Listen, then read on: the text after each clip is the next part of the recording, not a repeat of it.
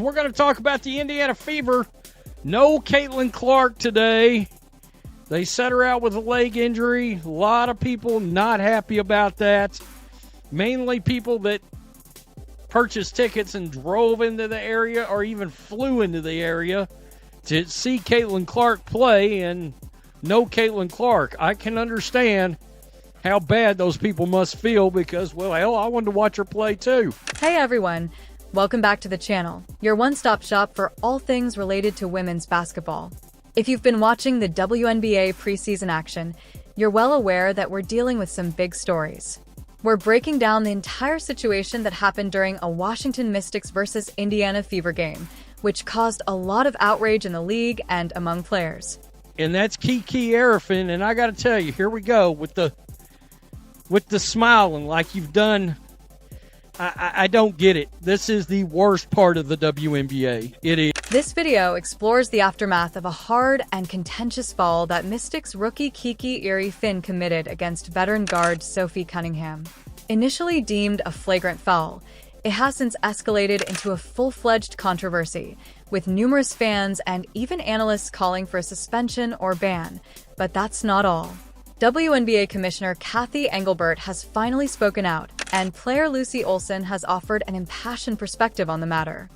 This proves there is an agenda against the Indiana Fever. There is an attack agenda. How is this altering the perception of physicality in the league? We're dissecting everything. What does this imply for Adrian? Could we see a suspension or maybe a more severe punishment before the season begins? This is the first time we're witnessing this. They're attacking Sophie Cunningham just like they did Caitlin last year.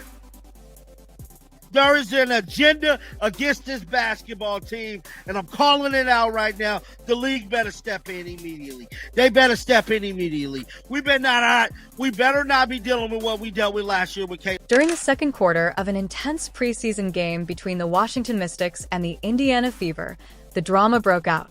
Sophie Cunningham had just grabbed a defensive rebound and was turning to start a fast break when rookie Kiki Erafin closed in from the side and committed a hard, jarring foul.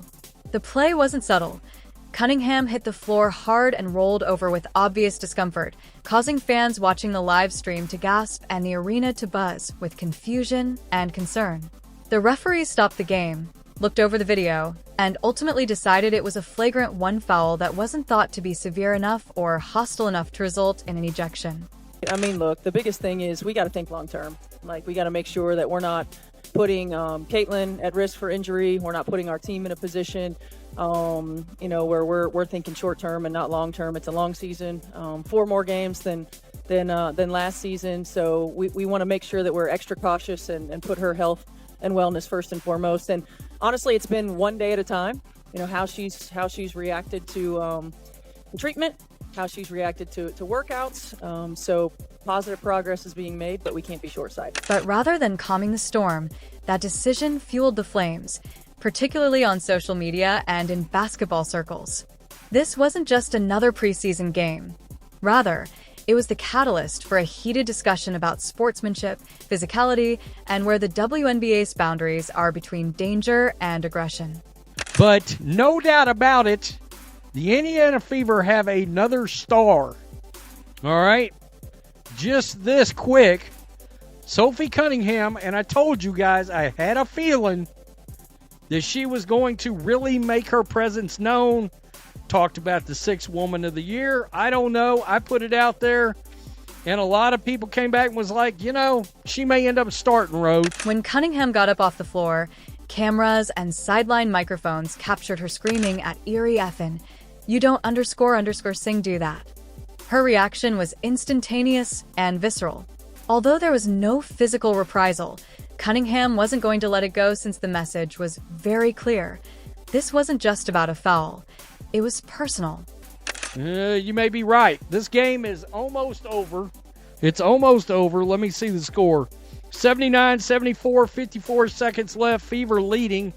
And I don't know if they're going to end up winning or not, but Sophie Cunningham has been an absolute beast in this game.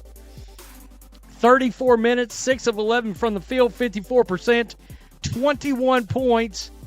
And she has thrown in, let me just see here, it looks like 8 rebounds. And how many assists does she have? She's got 2 assists.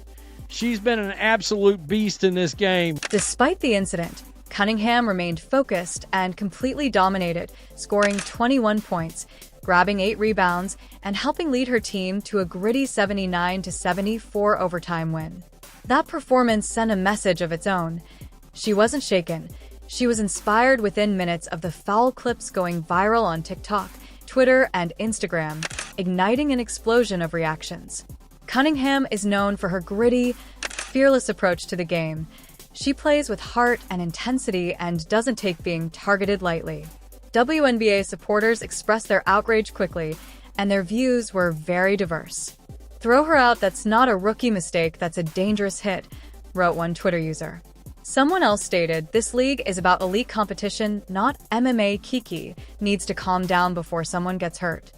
Though hashtags like Dare ban Kiki Sophie Strong and Let Them Play started trending in WNBA Twitter circles, others defended Arifin, claiming that the foul wasn't as bad as people are making it seem. "It's preseason, everyone's hyped up, let's not cancel someone for being physical," one user wrote. This demonstrated how divided the community is. This was another one right here. This was Brittany Sykes, and DeWanna Bonner got involved in this one. She did.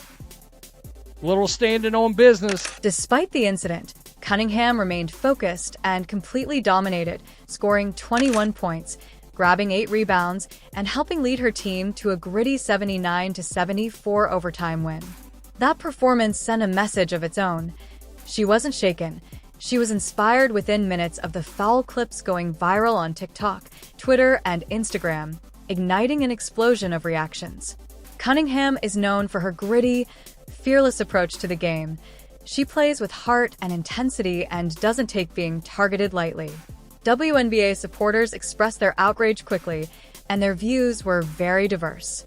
"Throw her out, that's not a rookie mistake, that's a dangerous hit," wrote one Twitter user. Someone else stated, "This league is about elite competition, not MMA. Kiki needs to calm down before someone gets hurt." Though hashtags like Dare ban Kiki Sophie Strong and Let Them Play started trending in WNBA Twitter circles, others defended Arifin, claiming that the foul wasn't as bad as people are making it seem. "It's preseason, everyone's hyped up, let's not cancel someone for being physical," one user wrote. This demonstrated how divided the community is. After the game, the coaches and players of the Indiana Fever made it apparent that they had. Cunningham was dubbed the heartbeat of our squad by Sophie's back coach Stephanie White, who also commended her for setting the tone on the floor both mentally and physically. On Instagram, teammates Aaliyah Boston and Alyssa Smith supported Cunningham and disparaged what they described as the Mystics' reckless energy. In a story, one player remarked, "Mess with one of us and you mess with all of us." This was more than simply a show of solidarity. It was a statement that Indiana is developing a battle-hardened identity based on mutual respect and teamwork. If you come for one, you get the entire team. Coming out of Stanford, Kiki Arifin was known as an emotional, physical player who didn't back down from a challenge. The Mystics selected her 4th overall, so she is no stranger to playing with an edge. On draft night, Arifin told reporters that she plays with passion, fire, and everything on the line. However, many are now wondering if that fire burned a little too hot in her debut, as she scored 7 points, but also committed 4 fouls and 4 turnovers. Arifin came into the league with high expectations and an aggressive style that made her a force in the Pac-12. The most alarming instance was the egregious one, which now threatens to eclipse what ought to have been a bright beginning to her professional career. We're aware of the play and are reviewing it through our normal disciplinary process. The safety of our players is our top priority, and we take all flagrant foul reviews seriously. This is part of our commitment to competitive integrity while the league hasn't announced a formal suspension, said WNBA Commissioner Cathy Engelbert, who finally addressed the matter during a Q&A session at a league function earlier this week. According to an interview that aired on Hawk Fanatic Iowa's Star Transfer, Engelbert's remarks demonstrate that the league office isn't ignoring this. Behind the scenes, The disciplinary committee is reportedly going over the video, looking at the previous president, and considering fan and team feedback, which means Ian's status for opening night is still up in the air. Lucy Olsen shared her perspective on the event. Known for advocating for honesty and leadership in the sport, Olsen has emerged as one of the most respected voices in women's collegiate basketball. Olsen stated, "Physicality is part of basketball, we all get that, but there's a difference between a strong contest and something that could risk injury. We have to protect each other because that's the only way the league grows." Cunningham was also commended by Olsen for maintaining her poise and exhibiting what she described as pro-level leadership. Her remarks support the notion that this is about the culture the league want to foster going forward, not simply about one particular play. There is no simple answer, but this moment will be remembered as a case study in how the league handles growing pains. Incidents like this one are more than just highlight real drama. They challenge the league to define its identity as rookies like Irene Angel Reese and Caitlin Clark step into the spotlight. We're seeing a surge in attention, aggression, and expectations, which is good for the game, but it also means the WNBA must evolve its standards for officiating punishment and messaging. Is the league prepared for the kind of raw intensity we're seeing now, or does it need to reinforce boundaries to protect its athletes? If you find value in this breakdown, please hit the like button, subscribe to the channel, and turn on the bell so you don't miss a moment in women's hoops. We've got more updates coming your way soon, including injury reports, power rankings, and player interviews. How do you feel about Cathy Engelbert's response?